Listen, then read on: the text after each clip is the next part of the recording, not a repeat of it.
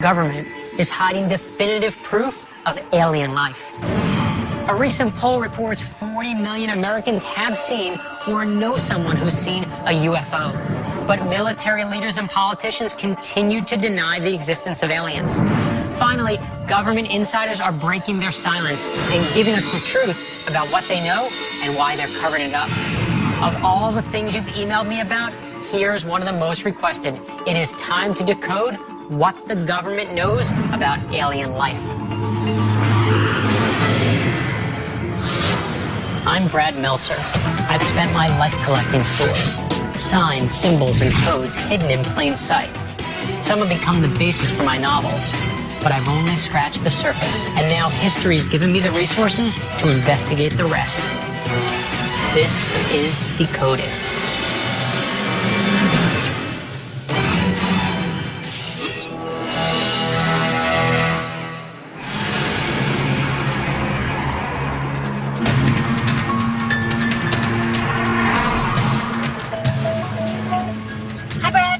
Hey, Brad. You knew this was coming. Who's ready to have a close encounter of the third kind? No way. As in aliens? Okay, I can hear you guys rolling your eyes from here. It's mostly me. Well, let me tell you, there are a lot of very reputable, very intelligent people who would disagree with you guys. Really? Like who? President Ronald Reagan. Seriously? Yes.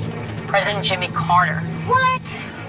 Prime Minister Mikhail Gorbachev. These are heads of state, and they might have had evidence. That's weird. I'm telling you, people really believe in this stuff. And the first place I think you should check out is the site of the most famous American UFO incident, Roswell, New Mexico. You may think you've heard this all before, but there's more. Here's what most people know about Roswell, New Mexico. In July of 1947, a public information officer issued a press release saying they recovered a flying disc. The very next day, the military retracted that statement and said it was a radar tracking balloon, not a flying saucer. But what most people don't know is that in June of 1947, a pilot named Kenneth Arnold, flying in Washington State, reported seeing something eerily similar. He described glowing objects in a V formation at a speed of 1,700 miles per hour and said they flew like a saucer if you skip it across the water. Arnold was the first person to report a flying saucer, and he did it just 2 weeks before Roswell.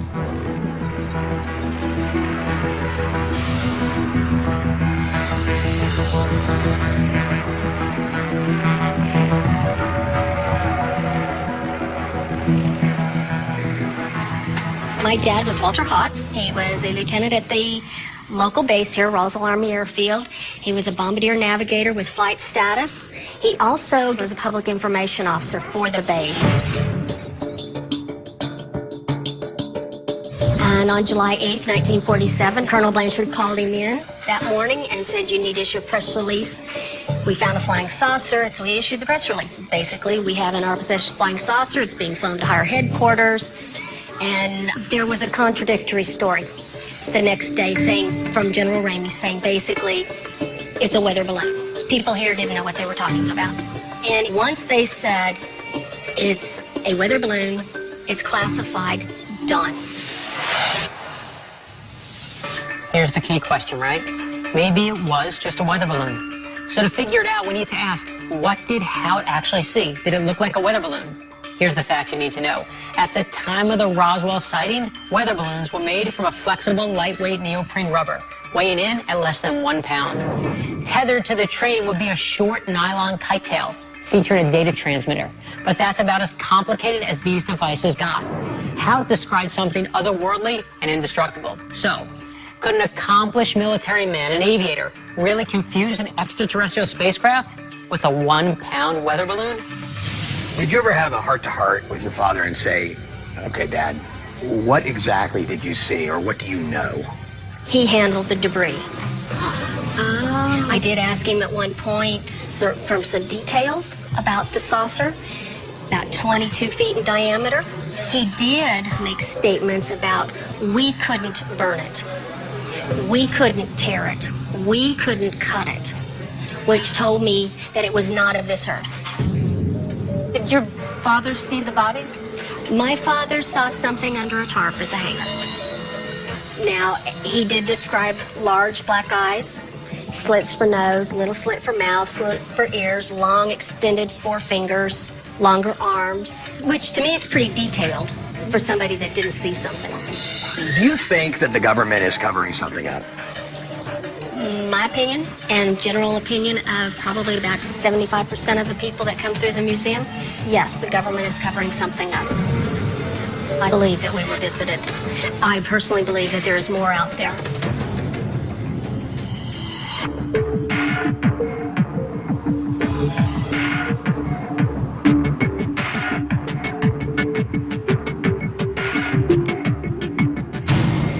You have to understand who was stationed here.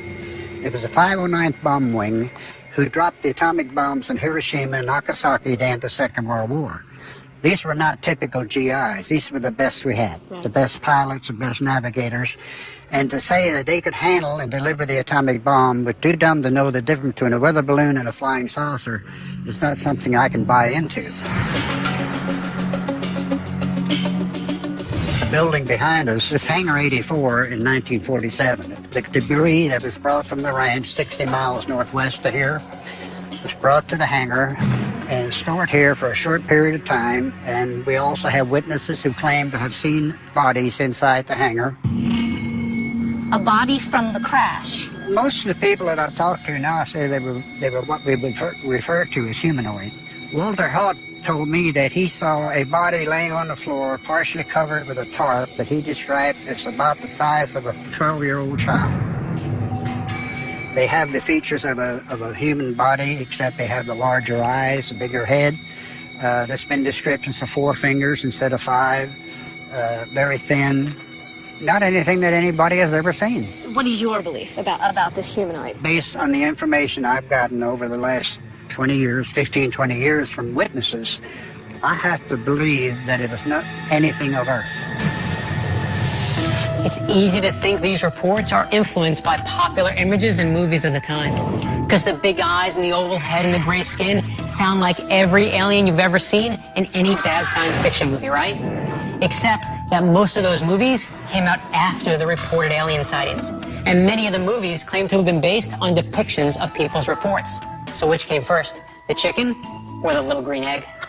Whatever happened to the debris that they found? The debris, as far as we know, was shipped to Dayton, Ohio to Wright-Patterson Air Force Base. And today it's probably at Area 51 because of better security. So you're saying that there is still debris, potentially, at Area 51 from this craft that landed near here? Most definitely. How hard is it to get into Area 51? You had no chance. I went there in 2006. There's a 13-mile-long dirt road that goes down, and there is no fence. You have a gate, you got signs, one of the signs that says use of deadly force is authorized, and I believe they mean it. It's controlled by F-16s and helicopters. They have spheres on top of poles every so often for the pilots to know where the boundary is. And then there's a camera mounted on a 30-foot pole. You're just making me want to go there so badly. Oh, you do? Is there anywhere to hide out there? No, and they know you're coming. That 13-mile road, by the time I got to the entrance, they probably knew my license number, they knew where I was from. If you go in there, you're looking at possible imprisonment, and they're gonna know where you're at for the rest of your life. I think something was covered up, but what I can't get to is where is the first point where the covering begins? Well, let's start with the first press release. I mean, we've learned from Julie Schuster that her father, created this press release, and then before that day ended, there was a retraction and a redo. I'm with you. Something happened. I'm just not sure exactly what it was. A weird flying object. Information gets released. They don't want released. They're like, oh, we gotta like rein this thing in. But this is a 6-decade-long cover-up. Then you start getting into what else is going on at Area 51. I mean, these are massive stretches of land. I think we can all agree on one thing, right?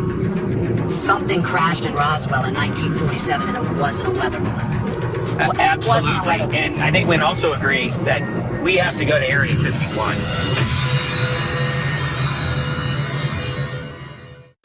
Our investigation into the government's alleged cover-up of alien life points us right to only one place, Area 51. Although it was first used as a military airfield in the 40s, and it's been home to CIA spycraft and nuclear testing since the 50s, the government denied that Area 51 officially existed until July 14th, 2003. But before Buddy, McKinley, and Scott attempt to access one of the most highly secretive and classified locations on U.S. soil, we found some people who actually work there. And right now, they're willing to talk to us. I was told that what I was going to be guarding was more classified than the atomic bomb. Can I ask you what it is you were guarding? We were told that it was a weather reconnaissance plane. So even though you had a security clearance, you were still basically lied to about what exactly it was you were guarding. Of course, and that's the way it had to be. This is the guy you want in your corner. I love this man. He was one of the very first people employed at Area 51. He was given a directive to keep quiet on his first day in 1957, and that directive was never officially lifted. So as much as I want him to tell us absolutely everything, he is still honoring his orders. You gotta respect him for that. But does that mean we're not gonna ask him what he saw in Area 51? What, are you high? Were you given access to the entire area? I mean, could you go anywhere you wanted? No, there was one building, a hangar, that was limited to almost everybody. There was only maybe half a dozen people could go in there. And you never saw what was in there? Yes. You did? Yes. Are you allowed to say now what was in there? Wow. But everybody makes an error. And it was on a weekend. And I was walking, checking all the doors, making sure everything was secured. And I come up to this hangar that I'm not supposed to go in.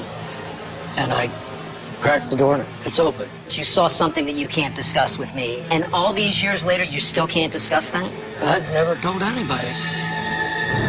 The government has declassified all kinds of top secret documents on subjects ranging from Watergate to Guantanamo Bay, from the Bay of Pigs to the Vietnam War, and even the attacks on September 11th. All of those are hugely sensitive topics that the government would love to control. But they've complied with the Freedom of Information Act and released the information to the public. Why then is Area 51 the one topic so sensitive that the government refuses to give up even a single detail? I have to ask you the obvious question. You worked there for a number of years in Area 51. Did you see or hear about any extraterrestrial aircraft or beings being on that property? No. At no time? No. Would you tell me if you did? No. Now, with the other personnel, I mean, were things pretty tight once you were there? I mean, was everybody that worked there as tight-lipped as you? Well, I don't like to get in, but you're getting into an area that is very, very sensitive when you're talking about national security. So it's possible after I had gone, the program that Bob Lazar was assigned with would have been, I believe, better off had they kept it as secret as possible, and a lot less people would know about it today. Bob Lazar is a fascinating and controversial character. And to be clear, when you deal with him, it is difficult to separate fact from fiction. Lazar claims to be an MIT and Caltech educated physicist. He was reported to have created a jet engine car that could go over 200 miles an hour. But his infamous claim is that he worked in Sector 4 of Area 51, directly with alien spacecraft and technology. Of course, this is denied by the government. And the schools he swears to have degrees from, Caltech and MIT, they have no record of him attending. In his defense, Lazar says that the government disposed of all his records after he told the media in specific detail about the 9 flying disc flights at Area 51. And here's where it gets even more interesting. Lazar didn't just claim to see alien saucers. He claimed to have seen aliens.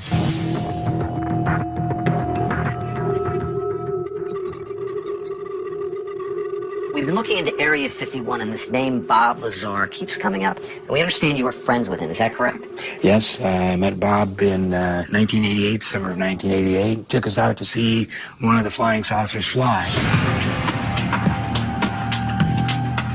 As a matter of fact, made a little chart here. Right, that little spot there was where we parked the motorhome. Wait. You took a motorhome to go watch a flying saucer. Right. With Bob Lazar. With Bob. Why not? I set up my telescope, my Celestron telescope. We were approximately in this position, and we looked over the mountains and saw this saucer come up and went to the left, to the right. And this happens. Every day.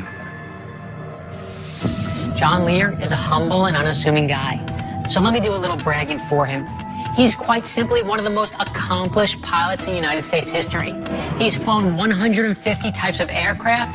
He's the only pilot ever to earn every airman certificate issued by the FAA. He held 18 world speed records, and he flew missions for the CIA. By the way, his dad, Bill Lear, he invented something called the Lear jet. So when it comes to air travel, there are few people on Earth with more knowledge or experience than John Lear. Let's say for a minute that there are flying saucers and there are aliens up there in Area 51. What are they doing with them? The aliens give us technology, and we use that technology. Are we reverse engineering their craft so we can figure out how to make them? That's right. We tried to reverse engineer it, but, it's millions of years ahead of us. So do you think your dad's company was involved in some of the reverse engineering from the alien craft? Absolutely, positively. As a matter of fact, the first company he had was Motorola, and then my dad formed his own company, became Lear Incorporated. He was very involved in all of this that was going on and went on to different projects. Okay, time out. If what John Lear says is true, then we have an answer. Why would the government want to deny that aliens exist or that we've had contact? One reason, because the government itself is actually borrowing from alien technology. And before you roll your eyes, think for a second of the historical context. We're in a quickly escalating Cold War, one that's being fought with espionage, science, and futuristic weapons. At a time like that, you're telling me that we wouldn't do anything to maintain a technological edge over our enemies? And here's what we know for sure. In July 1947, something lands in Roswell, New Mexico, and is quickly whisked away by the military. Just 3 months later, Chuck Yeager achieves something that scientists previously believed impossible. He breaks the sound barrier. That's about 771 miles an hour. Now, John Lear is claiming that his dad had contact with aliens and created his first mobile phone in the 1940s. This was before color television, wheels on suitcases, and in an age when doctors still believed that cigarettes were good for you. By 1969, Motorola made a giant leap forward, as in one small step for man, one giant leap for mankind. Neil Armstrong phoned home using a Motorola, which just happened to work in space. Can you hear me now? John, a lot of people that we've talked to that have the security clearance up there have taken it very seriously, and they will not tell us things they've seen. Why did Bob Lazar breach that, so to speak? Because he felt that the public needed to know what was going on, how there could be something so big that affects all of us be kept secret. Ready for one more fascinating footnote? You know what happened to Bob Lazar after his so-called encounters with aliens? He started a company called United Nuclear. They're an amateur scientific supply company that sells items such as radioactive ore, supermagnets, and aerogel, the lightest and lowest density solid ever known to man. This stuff is so light, it's only 3 times heavier than air, but it can support 1,000 times its weight, and its melting point is 2,200 degrees. I know it sounds wacky, but you have to admit, the people who claim to have had contact with aliens also seem to keep suddenly coming up with material and technologies that the Earth has never seen. How can they possibly keep this secret for so long? They're very good at keeping it secret. They've been into it, way before Roswell. They've got it so well covered up that until they're ready to release anything, nothing's going to come out. You have no idea what you don't know. So far, our investigation into what is believed to be a U.S. government cover-up of extraterrestrial life has turned up some incredible stories of people seeing alien spacecraft and alien bodies. Officially, all the government will say about Area 51 is that it's an operating location near Groom Lake, Nevada. But we've confirmed it's a test site for experimental aircraft and weaponry that's used by the Air Force and the CIA. Some say it's also a storehouse for recovered UFOs and the aliens that died when they crashed on Earth. Others say the aliens didn't die. Images of Area 51 never appear in U.S. government maps, aviation, or navigation charts. But there's rumored to be a secret airline just for transporting Area 51 employees. The airport allegedly lies on an unmarked airfield, completely hidden from view, unless you know where to look.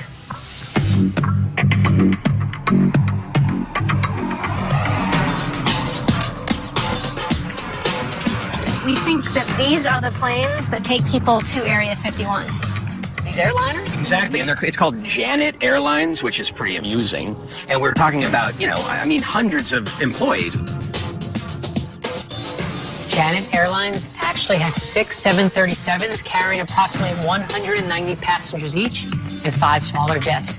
That's a fleet capable of transporting 1,200 people a day to a place that does not exist.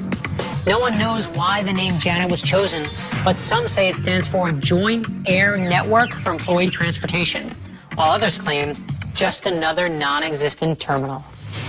I don't think we're going to get on one of these Janet airplanes, but we got to go there. I'll go.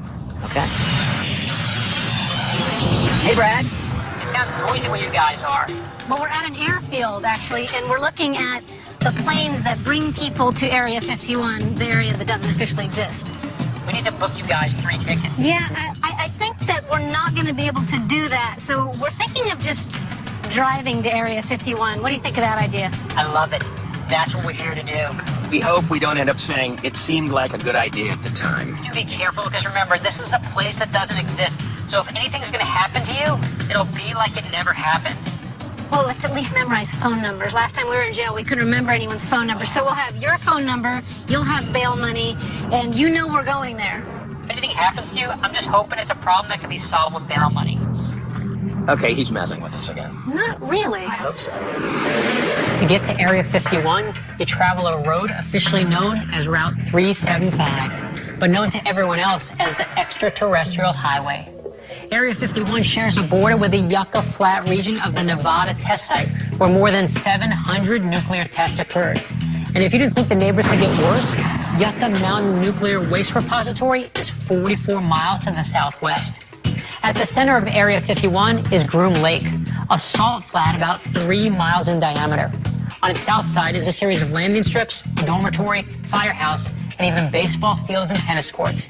Area 51 has more hangars than a typical military base, presumably to provide more cover and secrecy from the air.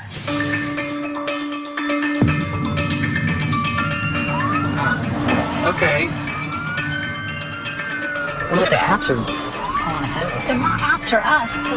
Okay, that's like What is that? multiple cop cars. The lights are on. You think that's coming from Area 51? We were just a few miles outside of Area 51 when we saw a huge line of police cars speeding towards us. Lights were flashing, sirens were blaring.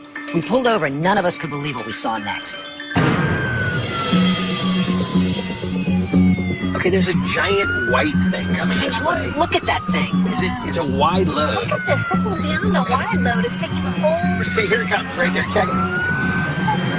What? No, that thing was massive. Oh, my God. McKinley, from an engineering standpoint, I mean, what in the world could be going down the road that big way out here? I don't know. I have guided in turbines and generators for power plants that were actually smaller than that. How about that many cops? Oh, no. Never. Right. Never. I'm wondering, to cover something, you would either want to keep it veiled so you can't see it, or protect it. Protect it. So the question is, what was it and where is it going? Well, we know where it came from. Keep your eyes open, guys. This is not easy to find. No. Sure, we're in the right place. I don't want to run out of gas out here. But of course, it's not on the navigation, so... What's our bearing? Due west? Yes. Okay, that should be right. I've never seen anything this barren, not even the Alaskan tundra. It's bizarre. It really doesn't look like Earth. Would be a good place to house alien life. They could put anything in Area 51, anything at all, because look how hard it is to get there. Yeah, I mean, if you're lucky, you could fly in. Warning sign right there, guys. It's right. Warning, U.S. Air Force installation. Maximum punishment, $1,000 fine, 6-month imprisonment, or both, strictly enforced. Okay, wait, look. The strictly enforced part. They Look, kind of what, fixed see, it. there's 2 people in that vehicle. Where's the vehicle? Right on the top of that Oh, hill. yeah. I don't like this at all. You just want to like see what's going on? I mean, All right, let's check it out. hold on. Are we good? They're still not moving.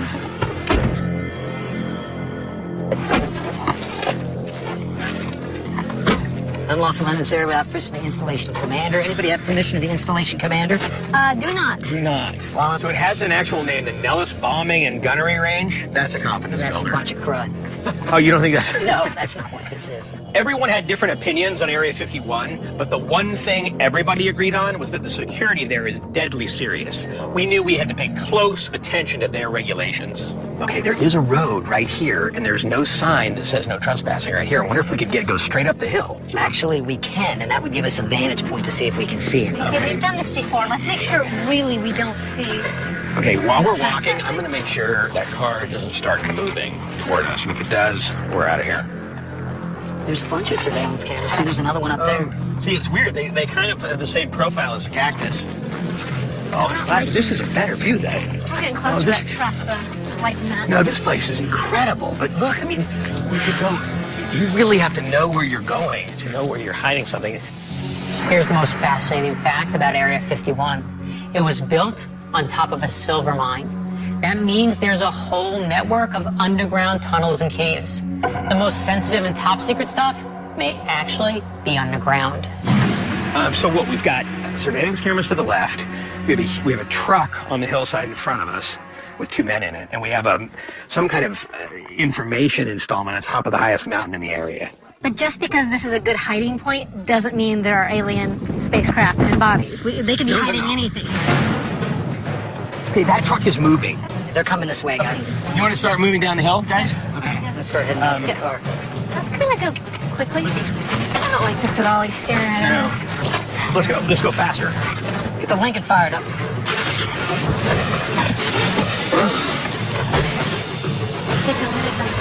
have flashing lights. What do they mean? Okay, just, I guess, look straight up. Just don't even look at it. Just keep going. Extra life. But we've learned the government may have already found it. Now the question is, what exactly do they know, and why won't they share it with us? So in all of your time upstairs flying around, have you ever seen anything that you couldn't explain or didn't understand? Unusual phenomena? No, I haven't. But I've got a couple of very good friends, high-performance fighter pilots. One of them had seen a UFO, not in the air, but on the ground, and he swears to this day that it landed in a clearing right next to where they were camping once. I believe what they say. Now, do I believe that there was a UFO? I don't know. I don't think he reported that, though, to anybody for the obvious reasons. Why wouldn't they? What do? You go to your commanding officer or the flight surgeon and you say, you know what, while I was out camping this weekend, I saw a UFO, and you're handling nuclear weapons, you're going to be taken off of that until somebody can explain or figure out whether you're okay still. And trust me, no aviator wants to be standing out drawing attention. They'd rather be out flying and doing what they do. Alan, we've been to Roswell, we've talked to people, and we've seen these sort of famous pictures of flying saucers and things and discs that look like UFOs. How do you explain these images and UFOs? Well, the Air Force, they had something called Project Blue Book, and every unidentified flying object that was reported went into the Air Force in this project. Project Blue Book was a secret Air Force initiative started in 1952 to determine whether UFOs posed a threat to national security. Before they were done, they investigated 12,618 reports. When Blue Book made their report public, they claimed to dismiss 97% of sightings, although it was later reported that 22% of their sightings could not be explained. But here's the best part. Guess whose mind did get changed? The scientific consultant on the project, Dr. J. Allen Hynek, started Project Blue Book as a UFO skeptic. But during his research, that changed. Hynek accused his military counterparts of apathy and ignorance as they routinely dismissed inexplicable phenomenon as birds or balloons. There has been no evidence that unidentified flying objects are a threat to our national security. As he put it, Project Blue Book went from the investigation of the unexplained to the explanation of the uninvestigated. So you're saying that there are phenomena that are unexplainable. Exactly. There are unidentified flying objects out there. And those are worthy of looking at and pursuing until we do know. But the truth is, there still are some unexplained occurrences of sightings of things that people don't understand. So the government claims no proof of life in their records, but those, of course, are just the records they tell us about. Buddy McKinley and Scott are talking to a high-ranking government official who's decided to take a risk, defy an order, and tell his story. I'd like to know what your position was and what you were doing at the time that you got this information. Well, I was the branch manager at the FAA Tech Center in Atlantic City. We watched the plane come down, the 747 comes down, and then when he first comes down the frequency, he says, "Do you have any traffic for me?" And my controller, he's looking at the scope saying, "I got no traffic up here." So he says, "Negative." And he says, "Well," he says, "I got something out here at 11, 12 o'clock. I got white and yellow strobe lights, this kind of stuff." He's looking at this thinking, there's no airplane that big. It's like 4 times the size of an aircraft carrier. He's flying a 747 that has an elevator in it. They have floors. It's like a 2-story building flying in the air. And he's looking at something that is a massive, massive target out there. And he's assuming it's an airplane. John, did any passengers see this thing? All the crew said the same thing. So not just one guy, it's corroborated by other crew members on the yeah. airplane. They drew the same pictures and everything, yeah. John Callahan was the guy the FAA called when something strange happened in the sky. But no one ever saw anything as strange as this. According to Callahan's story, a 747 was approached by an unidentified aircraft that was so big, the radar picked it up as a weather front. He described the craft as spherical and glowing, but the most astounding thing was the way it moved. The UFO zipped around so quickly that it appeared miles in front of the craft one moment and miles behind it the next. The incident so concerned Callahan's superiors that they immediately alerted the White House and summoned President Reagan's special investigative team. President Reagan, by the way, personally claimed to see a UFO from an airplane over Bakersfield in 1974, long before he was president. Reagan said it was a bright white light. And according to the Gipper, we followed it to Bakersfield, and all of a sudden, to our utter amazement, it went straight up into the heavens. Well, when I came back to headquarters after we seen all this, the Admiral heard I was in the building, calls down and says, I want you to give me a 5-minute thing on what we found out. I go up in his office, I give him 5 minutes. Then he says to one of the aides, cancel the rest of my meetings for tonight and we'll reschedule them next week. Then he says to us, he says, I'm going to go see Reagan. And we're going to hand this off to the Reagan Scientific Study Team. Then it comes the 3 guys, Scientific Study Team. They look like the Einsteins. They got the long hair, gray hair, wasn't combed. They're nice suits on, but they look like weirdos. And they had 3 guys with them from the CIA. Then one of the scientists comes out. He says, this event never happened. And we were never here. We're confiscating all this data, and you're all sworn to secrecy. So I said to him, what do you think it was? He says, oh, it's a UFO. And this is the first time they ever had more than a few minutes of radar data to look at. He says, look at him over there. They're just drooling, waiting to get their hands on all this data.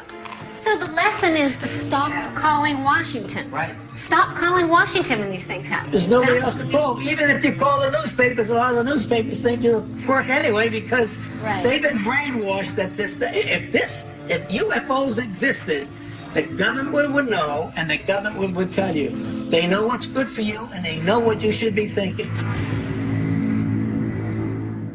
Our investigation into extraterrestrial life has led Buddy, Mac, and Scott just about everywhere. But before they can reach their conclusions, they're now speaking to a man who spent much of his life in the one place we couldn't go. You mentioned having been in space 6 times. Are the experiences different each time? You know, Richard, because you know what to look for. So when were out there, did you see any other beings out there?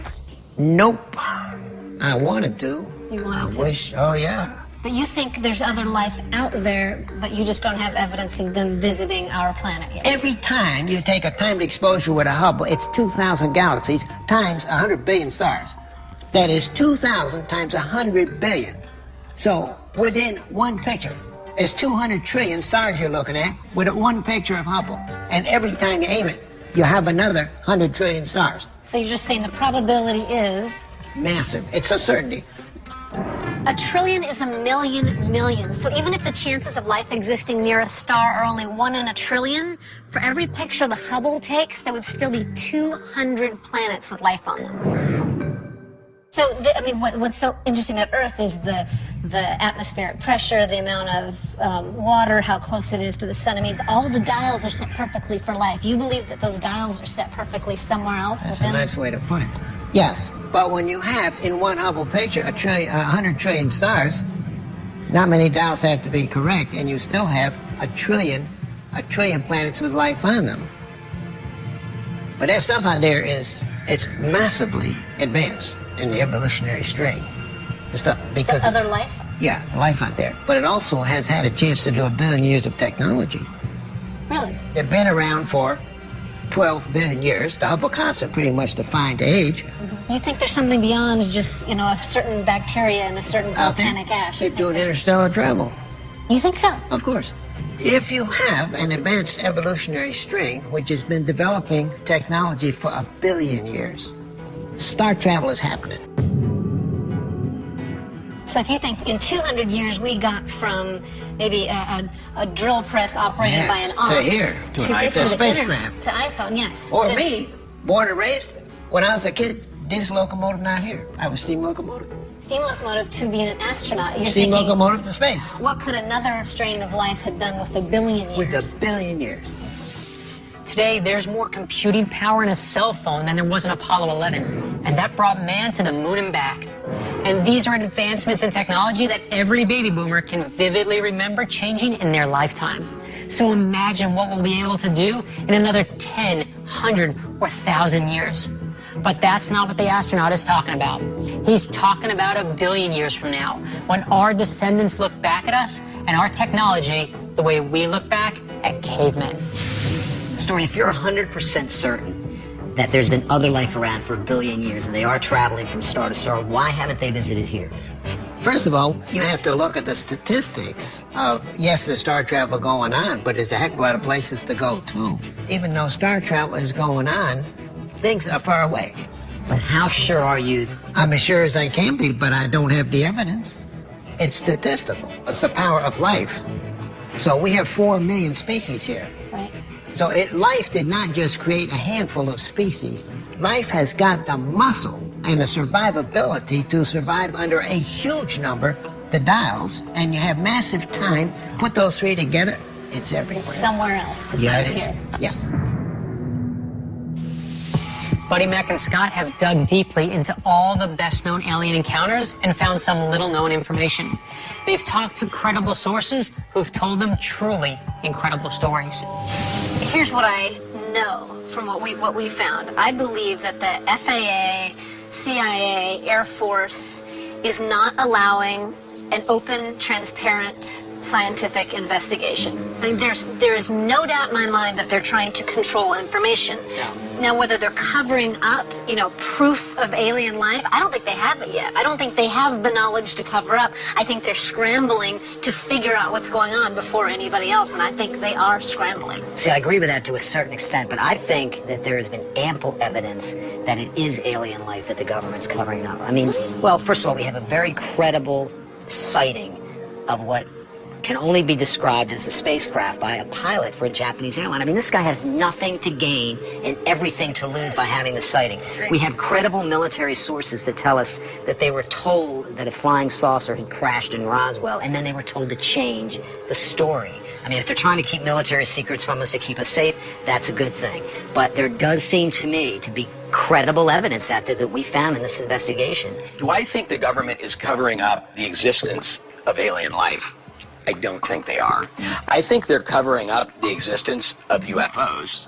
because UFOs means objects that we don't yet know how to explain. The thing at Roswell, I completely am willing to admit that something landed at Roswell and the government hurried to change the story. One of the things that really started me heading down in this direction for this conclusion was talking to Richard Mingus. He was a guy who was a security guard at Area 51. He had access to every single place on that base you could go except one place. One hangar he was not allowed to go. He finally took a look in there and he saw something that to this day he cannot talk about.